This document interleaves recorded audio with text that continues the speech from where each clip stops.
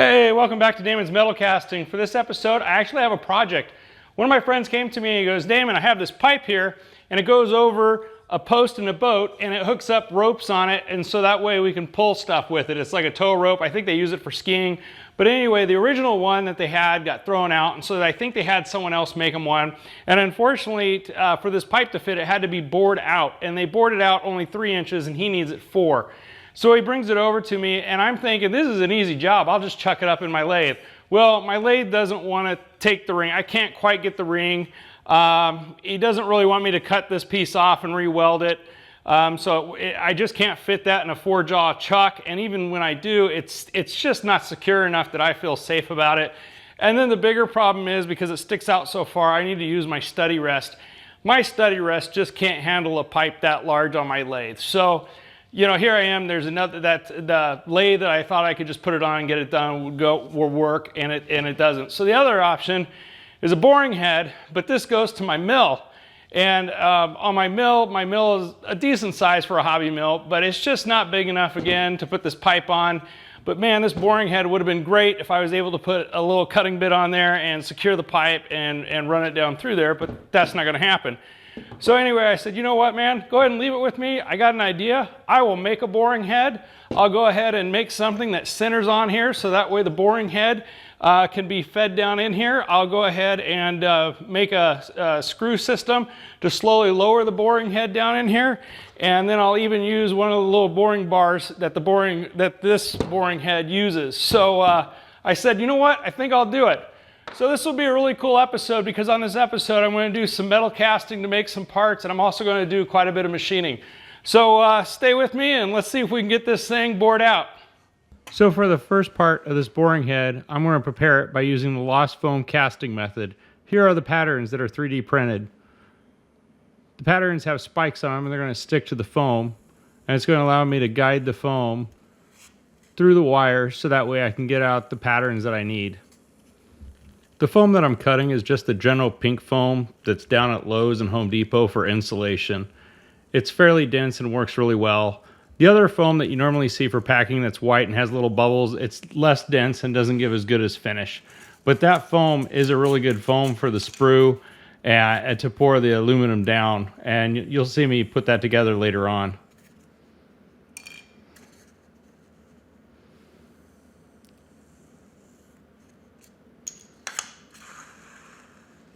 Right, now I'm just going to run it on the guide and cut out another piece.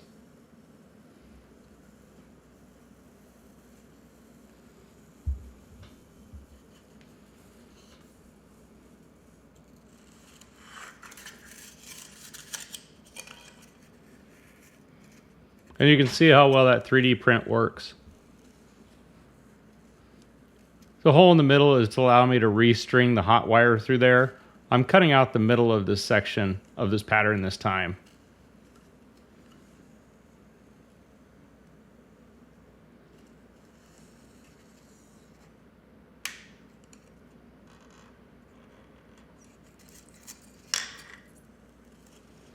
And I got one more part to cut out, and this one's just going to be a whole part.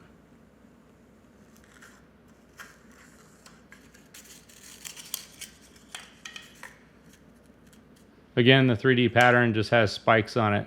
This is the glue I'm going to use to glue the styrofoam pieces together. It works fairly well. All you do is you put some on there and you make sure you rub it so that way it's all across the surface.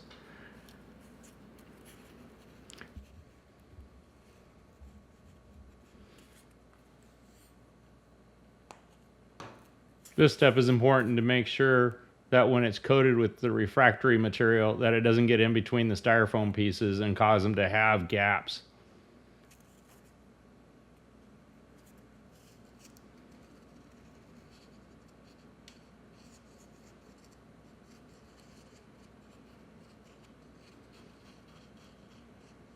The piece that I'm working on right now is going to end up being the guide for the pipe, to be able to guide a boring head down into the pipe.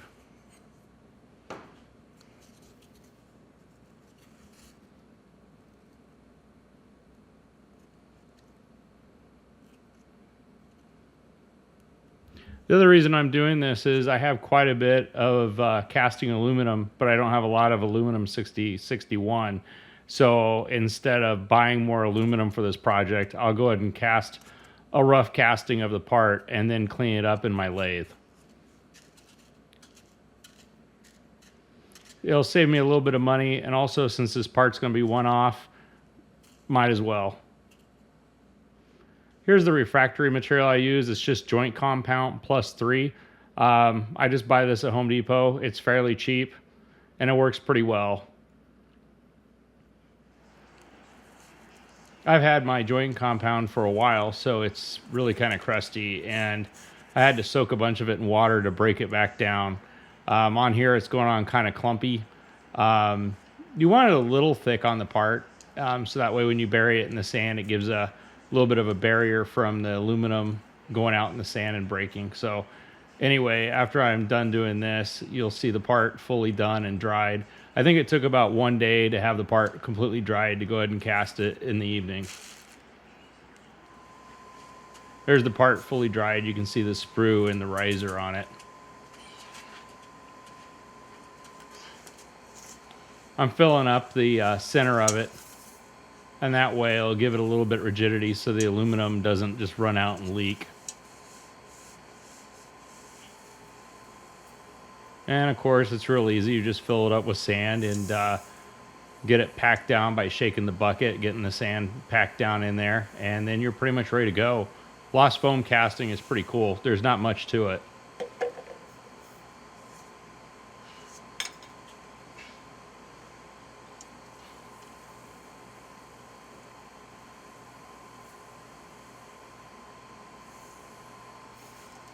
And I'm putting a cup over there for a guide so that way I can pour the aluminum into the cup and it will go down into the actual styrofoam. Here I'm just showing I'm starting off melting the aluminum.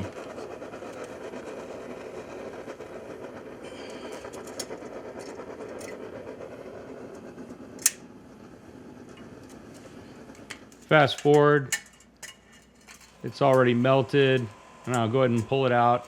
What you don't see is I already took the temperature. I'm going to run that aluminum really hot so that way it has a lot of energy behind it to burn out that styrofoam.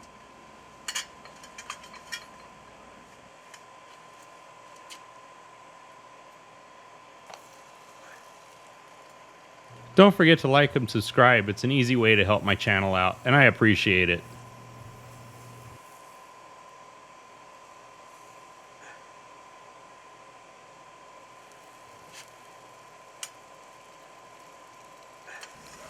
I was kind of scared because when I checked it out afterwards, it was barely enough aluminum to make it all the way through, but it did it.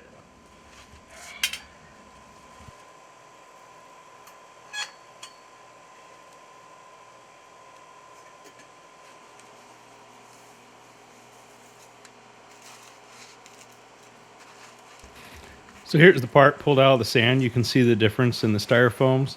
The sprue and the riser are made out of the white little pebbly styrofoam, and the part was made out of the insulation foam. Here I just cut the sprues off, and so now it's pretty much ready to go on the lathe. I'll just show a little bit of the lathe work, not everything. But here you can see the porosity. There's actual bubbles in it. There's the part almost fully done. Again, the little bubbles in it are probably from the gases coming off the foam. I'm just checking for a fit right now. Looks like I got the measurements right. Fits pretty tight.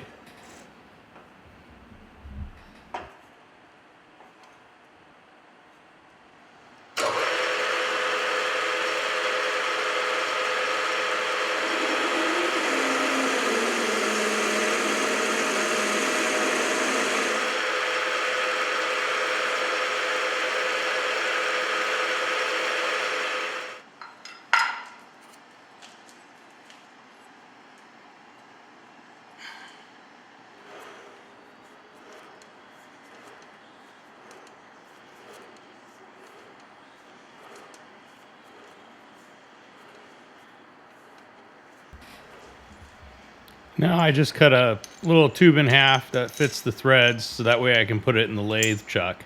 If you chuck up a threaded rod, you're going to actually bend some threads and damage it, so it's always good to put a little bit of protection around them.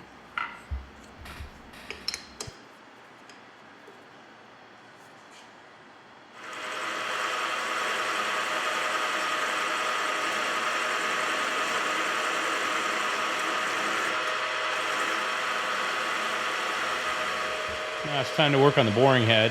The boring head is a chunk of 6061. You're going to see in the next few frames, it machines a little differently than the actual casting aluminum. And again, that's a solid chunk. You don't see any porosity at all. All right, see how it comes off in ribbons? It's a lot different from the cast aluminum that actually comes off in little fine chips. This can get dangerous, so every once in a while I stop and back it out and remove the ribbon. Don't ever stick your fingers in that or else it'll drag them into the chuck. You'll be a mess after that. So now I'm cutting out a 1/2 inch hole out of the boring head so that way the cutter with the brazed bit on it will be able to fit down in there.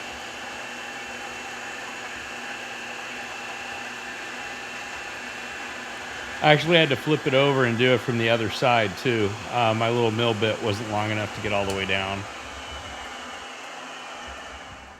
So at this point I drilled 2 holes to hold the actual boring bar into the head. I'm going to use set screws that fit down in there, and that's why I'm threading a 1/4 inch thread down through there. Now I'm just drilling more holes and threading them. This is going to allow me to attach the drive shaft down to the boring head so I can power it with the drill. I inserted a 3/8 inch mill bit down into the hole so that way it'll help me center the washer. The washer will then be welded to the drive shaft, which is going to be able to turn the boring head in the pipe. This is just to fit up so that way I can put the replace the mill bit with the drive shaft and then weld it in. Here's a better view of the weld after it's been done on the boring head. You can actually see the cutting bit in there, the set screw holes.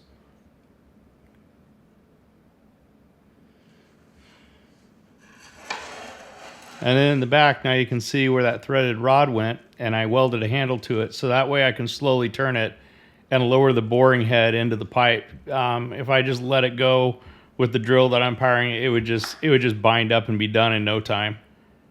So this is how I'm going to slowly lower the boring head down into the pipe.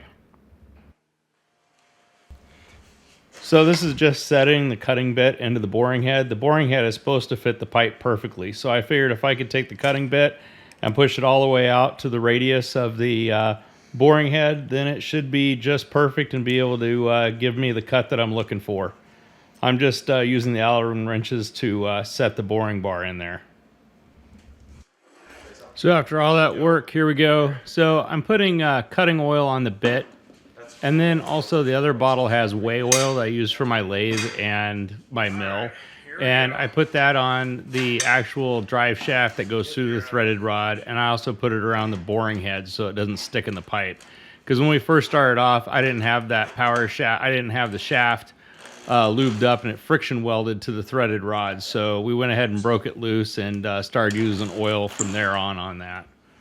Right now I'm just trying to set it up to get the right height for the cutting head. And there it goes. You can hear it chirping away, cutting that metal. We've already done quite a few cuts with it. I just didn't see any point in putting a long extended version of how long it took me to actually get that cutting head to go down through there. I just changed positions because the last thing you want it to do is grab that and then throw that metal rod around that I'm using as a handle. And then as I turn it, it's slowly lowering the boring head down onto the metal.